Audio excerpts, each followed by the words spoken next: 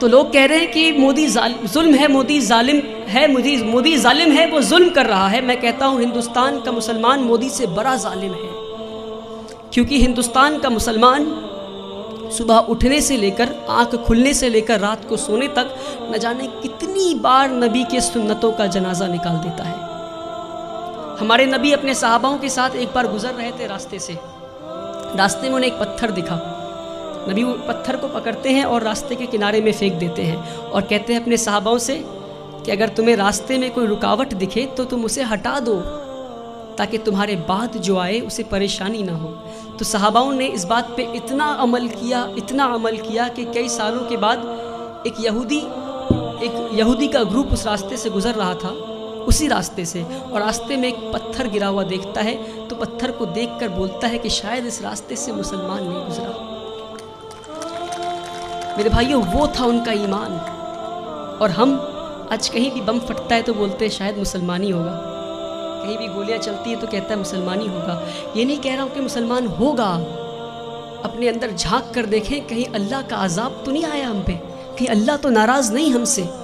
میں بھٹکل کے لوگوں سے نہیں بول رہا، پر بھٹکل کے لوگوں کے ذریعے میں ہندوستان تک یہ بات پہنچانا چاہ رہا ہوں، ہندوستان کے مسلمانوں تک یہ بات پہنچانا چاہ رہا ہوں۔ ایک بار ہمارے نبی صلی اللہ علیہ وسلم راستے سے گزر رہے تھے، ایک بوڑھی عورت کو دیکھتے ہیں، وہ اپنے سامان کو لے کر کھڑی تھی، تو مزدور کا انتظار کر رہی تھی وہ۔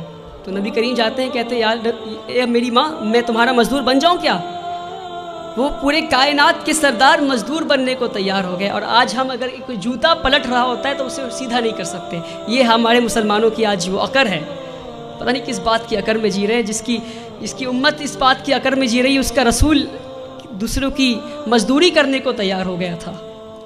کہتے ہیں اے ماں جی میں مزدور بن جاؤں تمہارا؟ ماں جی کہتی ٹھیک ہے، وہ بوڑھی عورت کہتی ٹھیک ہے، تو مجھے مکہ کے باہر چھوڑ دو۔ نبی کریم اس بوڑھی عورت کو مکہ کے باہر چھوڑنے جاتے ہیں، راستے میں بوڑھی عورت کہتی کوئی محمد آیا ہے، کوئی جادوگر ہے، اور گالیاں دینے لگتی محمد صلی اللہ علیہ وسلم کو۔ نبی کریم پیار سے شانتی سے مسکراتے ہوئے ان کی بات سنتے ہیں، مکہ کے باہر لے جا کر چھوڑ دیتے ہیں۔ اور جب واپس ہو رہے ہوتے ہیں تو بوڑھی عورت پوچھتی ہے ارے بیٹا تو نے میری مزدوری کی ہے، مزدوری تو لے جا۔ کہتے ہیں نہیں رہنے دو ماں۔ تو کہتے اچھا اپنا نام تو بتا جا۔ تو کہتے میرا نام محمد ہے، وہی محمد جسے تو گالی دے رہی تھی۔ میرے پیارے بھائیوں، ہم اس نبی کی امت ہے، اس بات کو نہ بھولیں۔ ہمارے نبی سے زیادہ بڑا مثال سیکولرزم کا اس دنیا میں نہیں ہے۔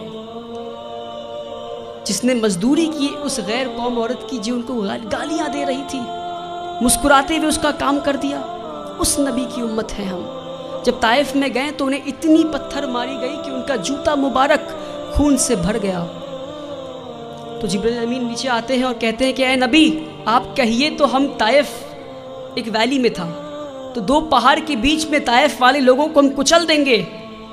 ہمارے نبی گھائل حال میں بھی پتھر کھا کے بھی کہتے ہیں میں تو یہاں رحمت کے لیے آیا ہوں۔